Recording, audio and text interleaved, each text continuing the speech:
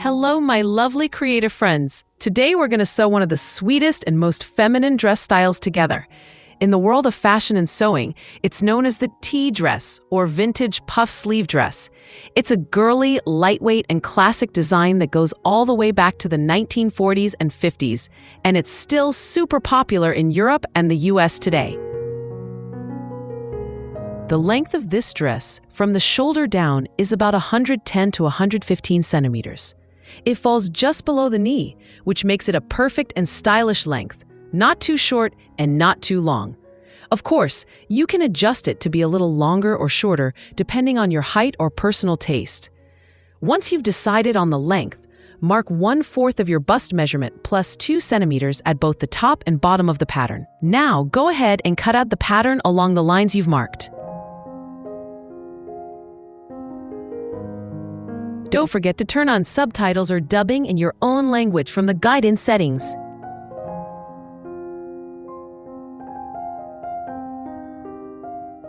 I know many of you often wonder why there are 2 sizes listed in the size chart.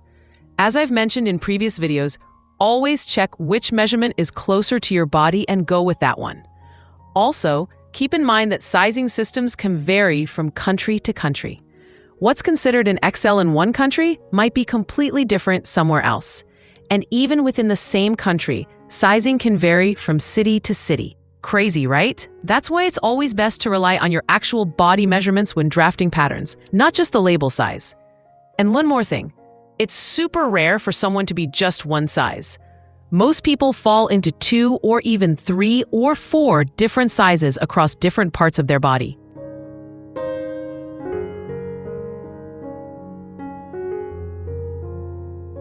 That's exactly why I'm not a fan of ready-made patterns. I mean, why use a pre-made pattern when you can customize your own to fit your body perfectly?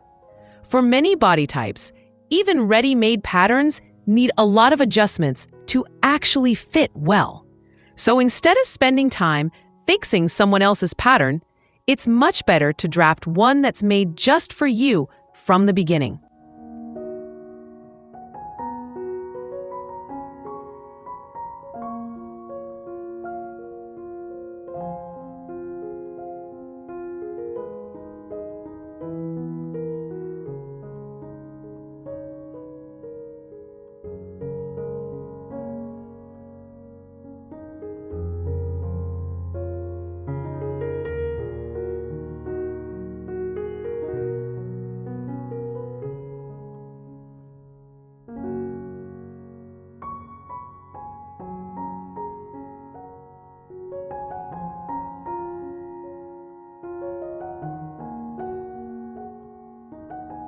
Feel free to leave any suggestions or feedback for me in the comments. I'd love to hear your thoughts. It really helps me create better and more useful tutorials for you. Oh, and let me know where you're watching this video from.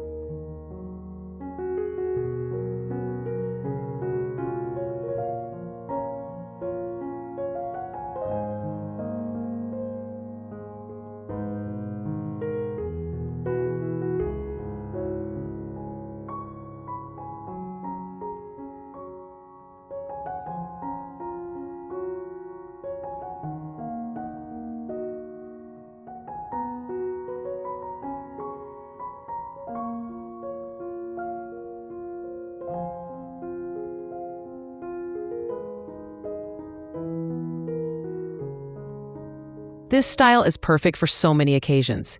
It can be a comfortable everyday dress, a great choice for an evening gathering, a casual hangout, or even a semi-formal birthday party. With just a small change in fabric and accessories, you can completely shift the vibe from casual to semi-formal.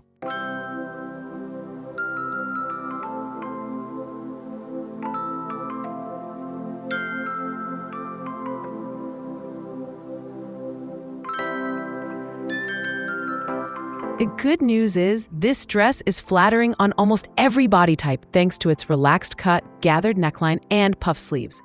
For pear-shaped bodies, the gathered bodice and puff sleeves help create balance. For apple-shaped figures, the adjustable waist tie adds definition and shape. And if you have an hourglass figure, this style beautifully highlights your curves. If you have any questions, suggestions, or even feedback, just drop them in the comments. I'd love to hear from you, and I'll be more than happy to reply. Now, divide this section in half and mark half of it slightly above. We're going to use this space to evenly distribute the gathers in the center of the neckline.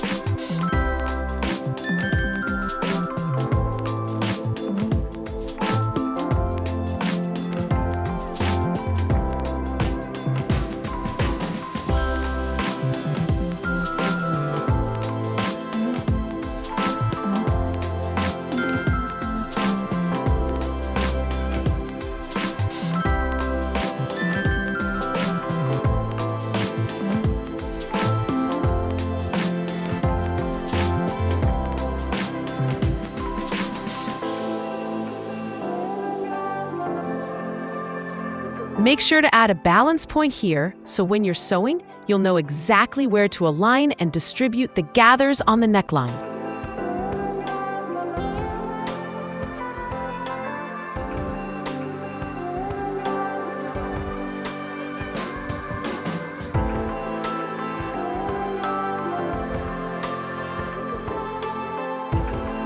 The looseness of the dress at this part totally depends on your preference. I'm setting the width right at this mark, but feel free to adjust it as you like. And one more thing, this dress style is perfect for moms-to-be. So if you have a friend or a sister who's pregnant, make sure to share this video with her. It might be just what she needs.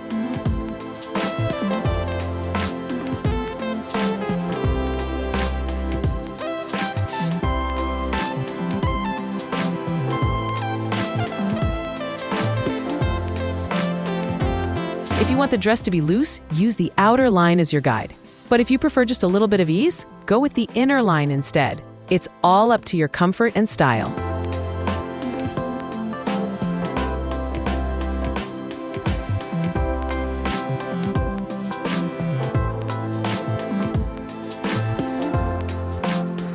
At this stage, make sure to check the side seam of the front pattern with the side seam of the back pattern. This difference appears because of the dart we added from the waistline to improve the bust fit. If you notice extra length around the armhole, reduce it from the bodice height, not from the bottom of the armhole. Of course, you can also adjust it from the armhole, but that requires a different technique, a method mostly used for body-fitted garments.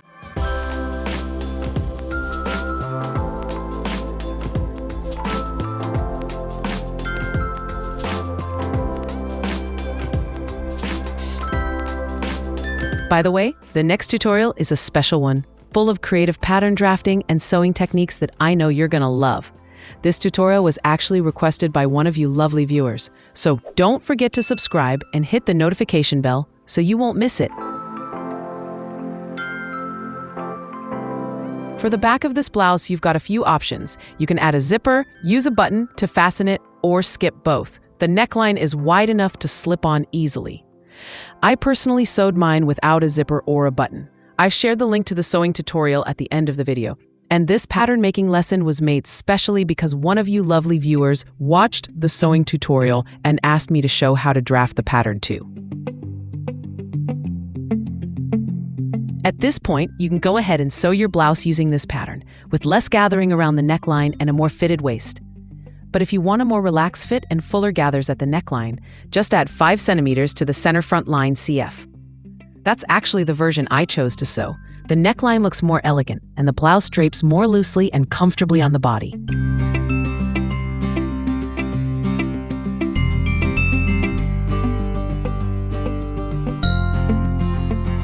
As you can see, this dress has a loose and comfortable fit with a softly defined waist, thanks to a fabric tie that adds shape to the body.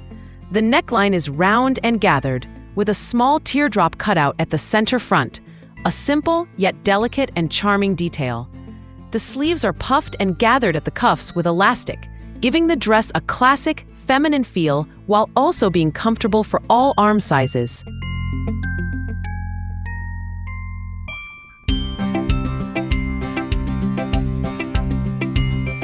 Now that the blouse is looser in the center front, the space available for gathering at the neckline has slightly reduced. So, to keep the gathers balanced and in the right place, move the balance marks we made earlier 3 to 4 centimeters higher along the curved neckline.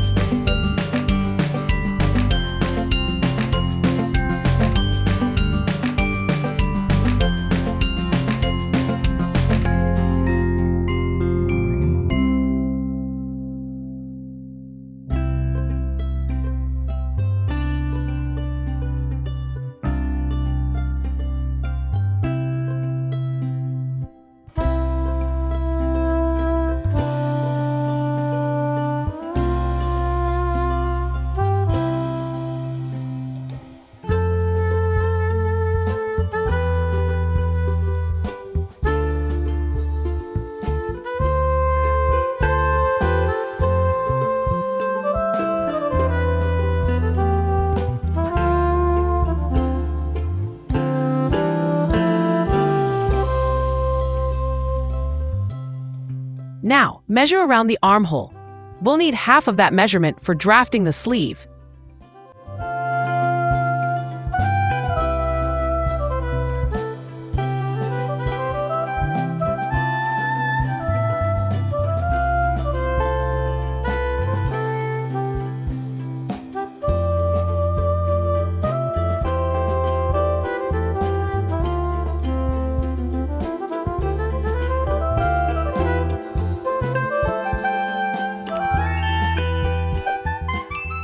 After marking your desired sleeve length, usually between 24 to 26 centimeters, add 1.5 centimeters at the top of the sleeve cap.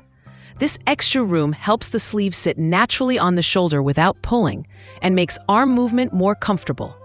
Now, take the armhole measurement you took earlier, divide it by 2, and use that measurement here to shape your sleeve curve.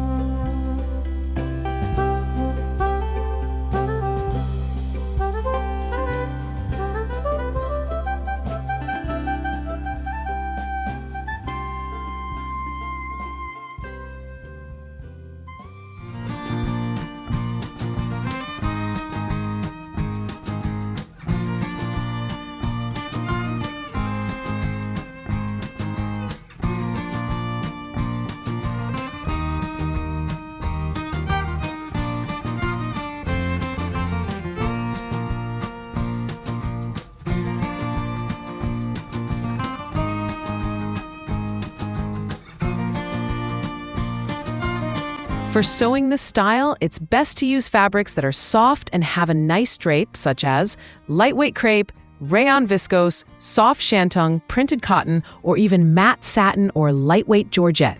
If you want your dress to be summer-friendly and cool, cotton fabric is the best choice. But if you're aiming for a more elegant, dressy look, you can go for softer fabrics with a slight sheen.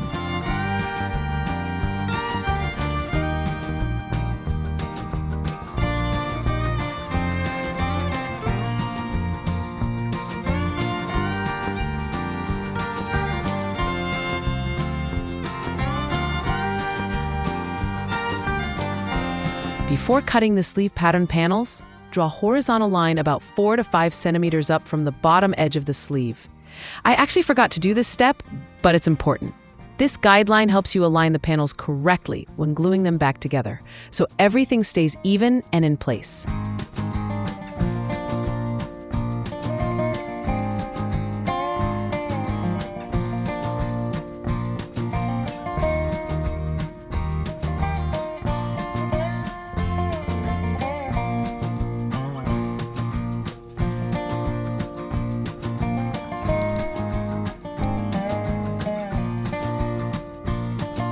At this stage, depending on how much puff you want for the sleeve, leave about 4 to 6 centimeters of space between each panel. Then, carefully align and attach the panels along the same horizontal line you drew at the bottom of the sleeve. This helps the sleeve keep its proper shape and ensures the panels are placed correctly.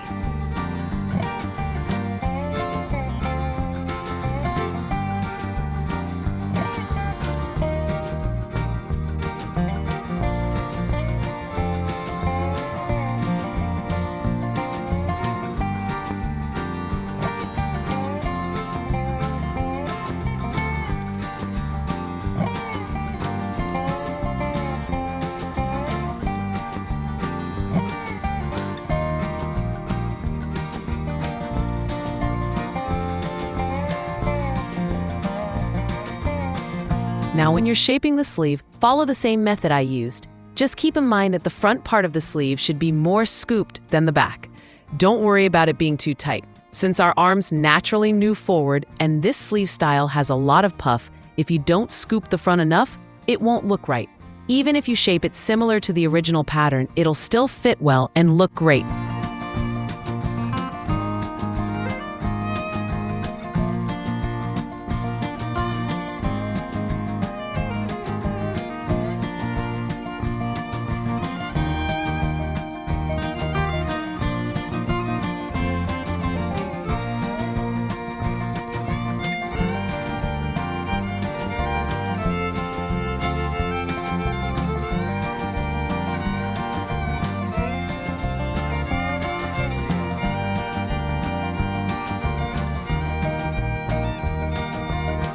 That line we drew at the edge of the sleeve is where we'll add the elastic shirring on the sleeve. And one more tip, gather the top part of the sleeve, starting 10 centimeters in from each side. This way, the gathers will be concentrated at the top of the sleeve, not underneath the arm, so it won't feel bulky or uncomfortable under your arms, and the puff will be shaped nicely where it should be.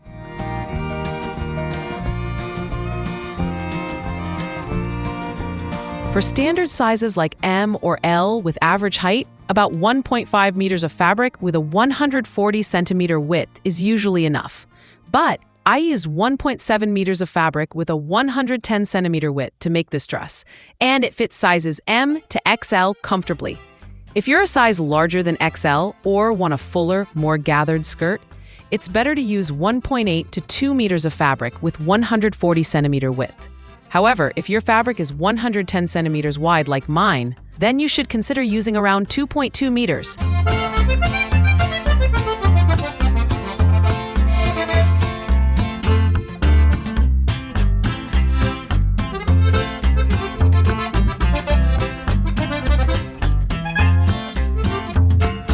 For the belt width, consider 6 to 7 centimeters, and for the length, take your waist measurement and add 1 meter to it.